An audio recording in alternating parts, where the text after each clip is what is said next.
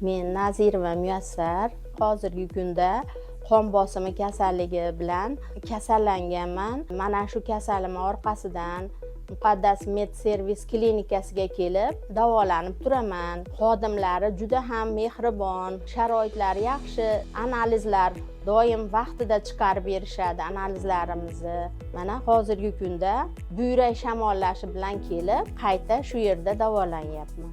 Lecheniyalardan parafin oldim asosan, elektroforiz bor ekan, darsinval oldim, massaj berishyapti, kedr bochkalari bor ekan, oldingi safar kelganimda kedr bochkalaridan ham foydalandim.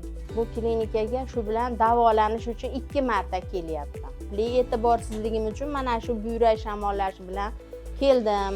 Yuraklaringda og'riq yoki isitmalash sodir bo'lsa, tezda mana shu vrachlarga murojaat qilinglar. O'z vaqtida davolanish bu hamma yo'lda oldini oladi.